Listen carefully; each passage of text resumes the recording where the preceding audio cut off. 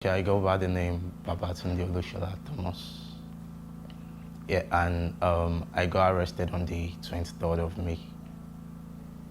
I made a tweet on the 5th of May about the ex-president of Nigeria, President Goodluck Jonathan. So someone asked a question on the TL saying, who else noticed Nigeria has been boring ever since Buhari became the president? So I retweeted the tweet with a reply saying, my wife was always the joke, in which I did it under Parody. And I know Parody to be something legal. I made the tweet that very day, in which it got engagement, about 6,000 plus likes. I wrote on my bio, I gave my information, my personal information. I included my personal email. I also wrote that this was not Goodluck Jonathan, not GEJ to be precise. My cover picture was my logo, JD Dope. I retained my art, which is at JD Dope, in which Parody allows you to go as far as even changing your art to maybe something like at Goodluck or something, in which two accounts can't have the same art, so you do have to change an alphabet or something. And all that is allowed under the rules of Parody. So I just made the tweet, I felt everywhere was just for fun though. We all were catching crews. So I just felt, let's just make something funny out of this. And I expected it to just be a neutral tweet which anyone would see and would just put a smile on anyone's face. So that was just it. So on the 23rd, I got arrested. My uncle called me on phone and told me to come around to his place. Although he never told me the police were the one looking for me or something. He just told me to come around, that he do like to see me. So I went to meet him, and on my arrival to his place, I saw the police and they told me I was under arrest, and then I got arrested and they took me down to the station. That was SAS Odomosho.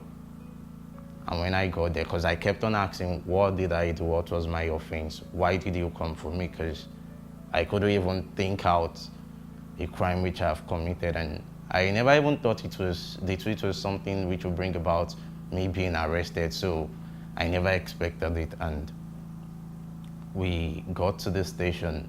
Then they said, you once spoke about Goodluck. So then I just recollected that, oh, so it was these tweets that brought about this, and also I was like, sure. So from there, later that evening, they took me down to Ibadan. When they took me to Ibadan, I was detained at Dubesas. That was on Saturday, May 23rd. The next day, Sunday, they brought me down to Abuja. And when I was taken to Abuja, I was detained. We got to Abuja around past 9 or so. So I was later detained at Asokoro division around something like past 12 or so.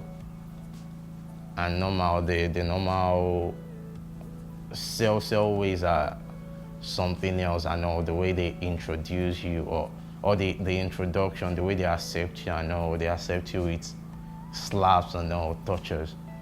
But not the police though, the cellmates. And also Ibadan, the Dugbesas cell also was, I had to sleep directly to that was in front of the toilet. So whoever was going in to urinate all through the night was stepping on me or passing through me. I know, and everyone being choked up also. I had to sleep on the urine, which was glued to the ground and also. From Asokoro, I stayed at Asokoro for 4 days. So I was taken to the IG, that was on Wednesday. So later on I was detained in the FCID Abuja. That was May 27th. And ever since then I stayed in FCID till August 11. Yeah. I wasn't beaten at all by the police. If they made any damages to me, it's just mental stress. Like when they say some words and also like telling me, I hope you've learned your lessons and all. And I'm like, this shouldn't be, because everyone should have freedom of speech, and it's even parody, in which I never had any motive of even impersonating. Like I was charged impersonation, fraudulent act, and defamation of character. I had no intentions of defaming the character of the ex-president. Also, I in no way impersonated him, so that alone, thinking about that alone, I know. One of the exhibits they got from me was my phone and my power bank. So they told me to remove the password of my phone, and I removed it. So all my accounts were logged in. My Twitter was logged in, and also they had free access to my Twitter. They checked it all, so they checked through my DMs too. So I had nothing hiding. I know I didn't extort money from anyone. I didn't use the name Good Luck Jonathan to get money from anyone. And funny enough, even the tweet lasted for less than 24 hours, in which my page got back to normal. When I met with the Inspector General of Police, he said, okay, he accepted me though. So he was like, why did I use the account Good Luck Jonathan, or the account with the name Good Luck Jonathan, to make a tweet? And I was like, I used my account, but I used it in form of a parody. I used it in form of parody to make the tweet. I know parody is legal, and I tried explaining to him, but he kept on asking me, why didn't you use your own account? Why didn't you use your own account? So I just felt because he didn't really get what I was trying to explain to him. I guess he saw it as impersonation, because he never understood the word parody, I guess. But he didn't get what I was trying to say though, so I just had to just shut up and not prolong the conversation. So he transferred my case, he signed it saying they should take me to the FCID there at Abuja. So the case was transferred to Interpol, where I met with the CP, DCP, and the likes of them. So there also I met with Sergeant Lasisi, my IPO. That was where I was given the sergeant to work for me as my IPO. So yeah, then I was detained at FCID. When he saw me, I guess he expected someone bigger. But when he saw me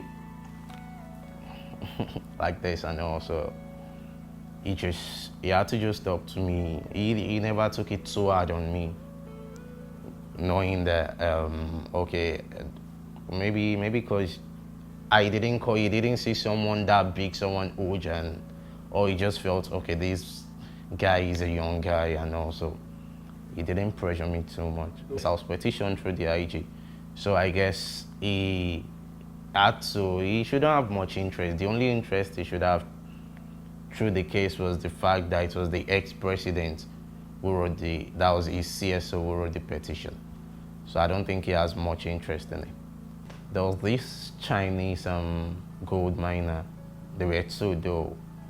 They were detained in the FCID. So one of them fell sick.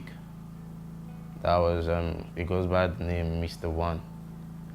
So one of them fell sick, and also they had to take him to the hospital. So when they took him out and all, they came back telling us, that was the officers, the FIB officers, came back telling us that he was tested positive. So everyone was scared and all, so they never tested anybody. So they came later to test just 4 inmates. Those were inmates, or maybe 4 to 6. Those were inmates which was under, we were under his department, FIB. So other suspects from the homicide department, me was under the Interpol department, and all, they never tested any one of us. So we never saw the result for the test either. So I was like, not just me, everyone was like, why put people's life at risk? You release people daily, you detain people daily, you don't test the people coming in. Those who are going out also, no one knows if they already contacted the virus. And it's like exposing people in the outer world to danger. Because imagine me being released and I already contacted the disease. Like say I'm going out to meet my family, like I'm going out to spread the virus and all. That's if I contacted it. So it wasn't the best move to make. It wasn't the best move to make. And there was no sanitizers, no social distance in the cell, no. We got two square meals daily, even though the foods are as common as, like, they are malnourished and all, so. But we get 2 square meals daily, and yeah. The clothes which I wore the day they arrested me was a red top and a black jean. So I wore the red top for 80 days out of, I guess I spent 80 plus days, over 80 days. So I wore the clothes for 80 days. Other days were days whereby I just wore, there was a cloth which I was given, so, but the clothes was faded and too big and all that, so I wore that for just 1 day and all. But every other clothes, even no, and I had to wash those. I had to wash my clothes at times 2 to 3 days, 4 days and all. So, although I don't really like they wore them often. Most times when people say it, but doesn't change the fact that, okay, I lost my mom around, I guess, 2014, April, and I lost my dad last year, September. So, yeah, with the quote, I'm an orphan, so I have 4 siblings. So I and 2 of my sisters, we just try to just join hands together to take care of the family and take care of our junior ones too. So, and I am a social media influencer, so I run a Twitter page which, while I was arrested, had over 50,000 followers, although the account has been suspended at the moment. So I run ads for people, artists, brands and all of that, campaigns and all. So that has always been my means of income, to also feed myself, pay my bills, and my family too. So yeah.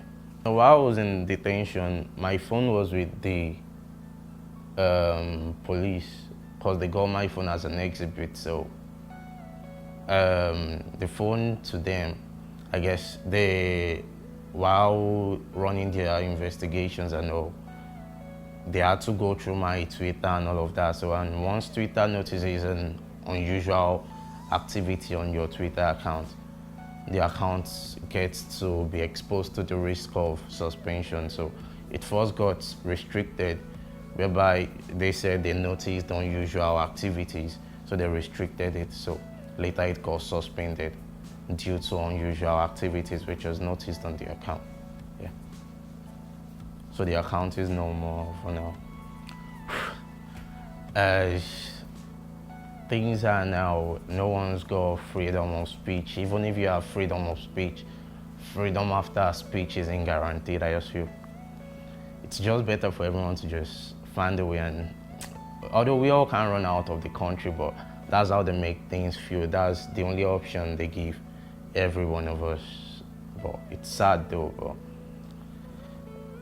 but the future is bright though, definitely. Fight through.